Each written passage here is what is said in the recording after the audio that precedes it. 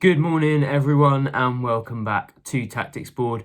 Norwich City are back at Carrow Road this weekend when they take on Leicester City in the Championship, hoping to put some important points on the board and end a run of 7 straight defeats at home to start the season. They face a side who have only got 1 win in 10, but you look at the theme of teams coming to Carrow Road so far this season, it feels like a bit of a haven for away sides. So Leicester will hope that they can put an important result on the board from their point of view. Norwich will hope to do the same, and here on Tactics Board I'm going to take a look at how it might play out tactically and strategically and what the game might look like. First of all, I'll take you through my predicted 11 for the game. Then we're going to have a bit of a closer look at Martí Cifuentes' side, see how they might look and how that might affect Norwich and how the game plays out. Then we're going to come on to my best attempts to find some positives, because it feels like after a 1-1 draw with Sheffield Wednesday that probably underwhelmed most people rather than made them feel relieved at the end of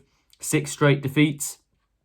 There will be a lot of people looking for some reasons to feel optimistic going into the season's or the year's final international break. So I'm going to try to look for some positives in that performance later on in the video. But first of all, I'm going to show you the predicted 11 that I think Liam Manning will choose for tomorrow's game. So without further ado, here it is.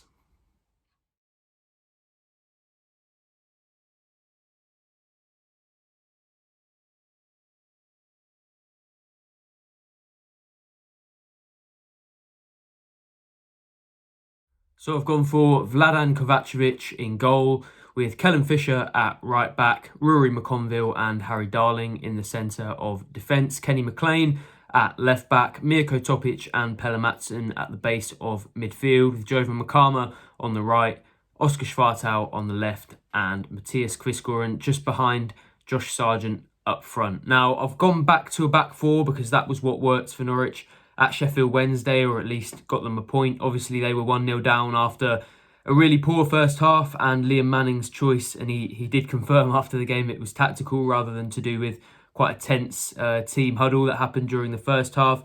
He went from a back three with Shane Duffy in the middle to a kind of 4-2-4 or 4-4-2 or 4-2-3-1, depending on how you looked at it, with Matthias Quiscoren coming on for Shane Duffy and going just behind Josh Sargent up front. So I think based on how that played out, certainly it wasn't perfect, but it was at least a point for Norwich and they'll take some comfort from that. So I think they will go to that formation again, particularly when you look at how the return to a back three, and really a very traditional back three as opposed to the kind of flexible one that Manning used earlier on in the season with 3 career central defenders. I don't think that works very well at all. Obviously, against Hull, the first half was okay, but second half, they completely capitulated. And then in the first half against Sheffield Wednesday, it didn't look good at all either. So I think it probably is time to go away from that back three, and I could see Manning doing that. Of course, there is a clue into what his team selection might be tomorrow, because when he had to turn to that back four and substituting one of his defenders, he chose Shane Duffy, who I don't think has been particularly impressive. Of course, one error that I think he was fortunate didn't result in a Hull goal last weekend. Some issues with kind of the offside line and maybe sitting a little bit too deep against Sheffield Wednesday as well. So I think it would make sense for Shane Duffy to dip out of that 11. I think Rory McConville had a tough game against Hull, but second half, particularly against Sheffield Wednesday, I thought he really impressed. One of his best 45 minutes in a Norwich shirt. Very good in duels, very physical, quite decent on the ball as well. He can kind of think on his feet, and that really helps when you're being pressed and you want to play through the defence. So I think that helps. And yeah, I would have McConville in there. At left back, I've gone for McLean because I just don't really see what other option Manning has. Of course, Jeffrey Schlupp went down with another hamstring injury sort of towards the end of the game against Sheffield Wednesday. I'll go to Colney in a short while and ask Liam Manning how serious that is, but it feels very, very unlikely that he'll be fit to feature against Leicester. Ben Krosene and Lucian Mahovo were still a little way away from coming back going into that Sheffield Wednesday game, so it feels unlikely that either of them is going to be able to play at left back. You don't even have the option of Kellen Fisher going over to left back because Jack Stacey won't be fit to return from another concussion protocol either. So I really don't see what other option Manning has than to put Kenny McLean there. And I suppose the good news in that sense is that he was quite good in that role earlier on in the season. I think the game against Swansea, although he did make a couple of mistakes, he really gave them a lot in possession and really helped them in that role. So I can see him going there. And then in midfield, of course, that leaves a gap. And I think Pelle Matson is likely to fill it. Miko Topic played against Sheffield Wednesday, a kind of mixed performance, but you can clearly see how Manning sees that central midfield debate, and I think Pelle Matson is going to be the next one off the bench. Still no chance really for Jacob Wright at the moment, so I think it will be Matson in there. And then in terms of the sort of front three and how that plays out, I did wonder if it was time for Chris Goran to come in on the left-hand side, because Norwich actually do seem to be creating a lot of chances for Oscar Schwartau. Now, that might be just the fact that Schwartau is getting in the right positions, and maybe he deserves the credit for that, but he's really struggling with finishing at the moment. A few good chances against Sheffield Wednesday and Hull that he didn't put away, and he looks fairly unconvincing in that position at the moment. And I suppose you do have to give him plaudits for getting in those positions, and he certainly is one of the harder workers in the Norwich team. But I just wondered, given the fact that Manning has talked about finishing chances and that killer instinct being the difference for Norwich at the moment, whether he might look for Chris Goran, obviously more of a natural finisher, a goal scorer against Sheffield Wednesday, and try to do that. But then you lose that kind of duo with him and Sargent. He said he's enjoying playing in that front two, and that feels like the most likely. Of course, if he does stick with the back three, then the most natural solution would be Chris Goran going out on the left, and then you don't have anyone in that number 10 position. But given I've predicted him to go for a kind of 4-2-3-1 or a 4-4-2, I don't really see who else could go behind Sargent, and in that sense it makes sense for Schwartau to stay out there on the left and Chris Goran to go behind Sargent. Either way, it does feel like the Dane has a big role to play, and that this is the time for him to come back into the starting 11. Of course, Forson could play in that number 10 position, but I think still early for him in terms of how he looks fitness-wise. So it will be an interesting team selection when it drops tomorrow at 1:45, and of course we'll have it covered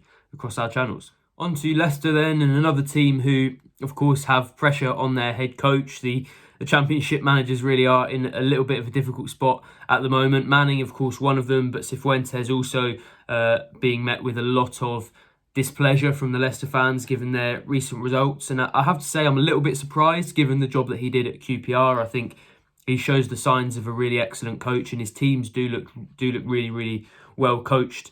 And they certainly did at QPR. There are some really good signs in there in terms of how they build up. They look like a kind of 2-4-2-2, so you have the centre-backs dropping deep and receiving the ball off the goalkeepers. The full-backs tend to tuck in and kind of dominate that area in front of them, so it's easy for them to progress the ball from the defence and through the midfield. And then you've got the wingers and the attackers in front of them. So I think the structure in that sense is really good. They do look for a lot of rotations, and that's maybe where they're struggling at the moment, because that does take time to build up. I think Norwich fans will have seen that with Daniel Farke. A lot of his football was about rotations and players knowing where each other were going to go and taking up those positions, and kind of that thinking on the feet that does test defenders and does move them all over the place, and means there's spaces that they don't know whether they need to go into or not, and that creates the space for the attackers. But it does need a level of understanding between players, a level of confidence that obviously isn't there with Leicester's results at the moment. And of course, they're still getting used to Cifuentes and kind of his style of play and the way that he wants to do things. So I think there will be, if they do stick with him, and I suppose it's easy for me to say without being particularly close to Leicester, I think they will develop under him. But right now, they look quite disjointed. They look a little bit slow, a little bit rigid, where Cifuentes would want his team to, in possession particularly, be very fluid, be kind of natural and go into different positions and take up different roles, which they haven't been particularly good at doing. And that's where maybe some of their struggles come from at the moment. They do want to dominate the game. They do want to dominate possession and be attacking. And I think that probably will be the role they play at Carrow Road. Of course, the smart move, given what a lot of other teams have done, would be to just soak up the pressure and then go and counter-attack. But you look at the way they've played so far this season, it's mainly been that possession-based style. So it might be a slightly different task for Norwich, given a lot of the time this season they've been trying and failing to break down deep defences.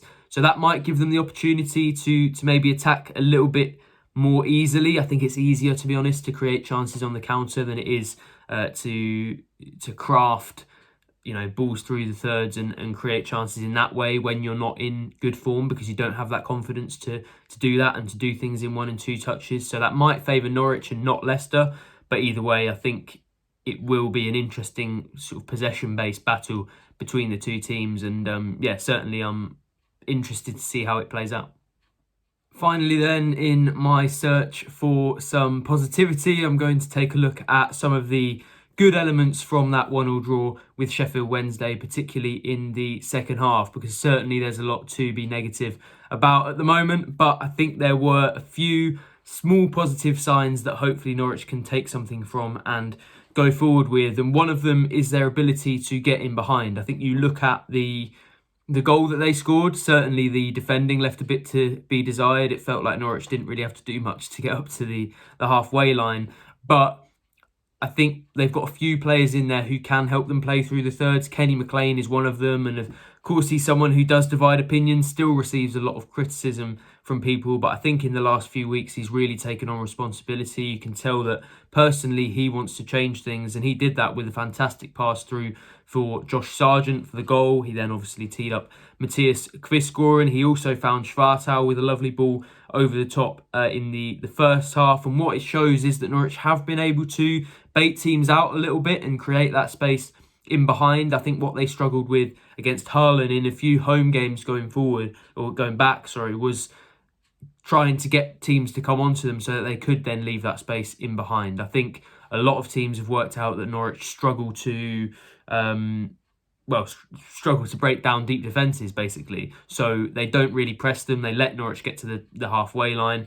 And then they've got to try sort of difficult balls into the box and try playing the ball through the thirds in very tight spaces when they don't really have the confidence to do it. But I thought they kind of gave Sheffield Wednesday enough to feel that the press was there. And don't get me wrong, a couple of times they did press well and they did win the ball high up, and that caused Norwich problems. So they need to iron that out.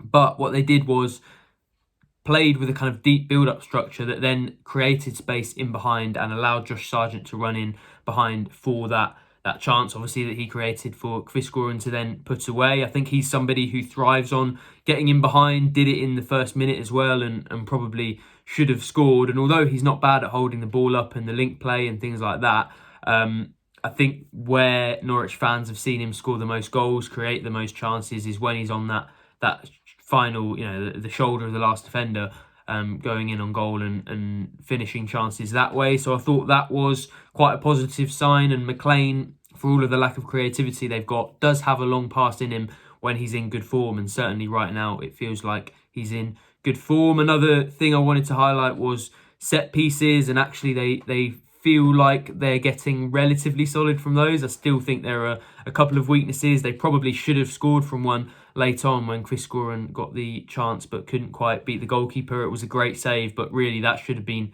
the winner for Norwich when a corner fell to him in the last couple of minutes. Defensively also, they looked quite solid against Sheffield Wednesday. So for me, that's a positive. There are obviously several negatives that we've covered a little bit so far already, and certainly Norwich fans will be aware of. But I just wanted to highlight those two things as potential things to build on, because I think when you look at Leicester, the way that they play, the way that they want to press high, if Norwich can bait them in and then get in behind them in the way they did a couple of times against Sheffield Wednesday, then that could be a positive sign. Of course, you have to look at the quality of the opposition, and if we're being honest, Sheffield Wednesday are extremely likely to get relegated, not only because of their 12-point deduction, but also just the quality of that team is kind of nowhere near the quality of the league. So it will be a big step up against a team that obviously were in the Premier League last season. But I think you look at the way Liam Manning spoke after the Sheffield Wednesday game, and rightly or wrongly, he clearly felt a little bit enthused and a little bit optimistic about that. So I just thought I would look at a couple of the reasons why he might have felt like that.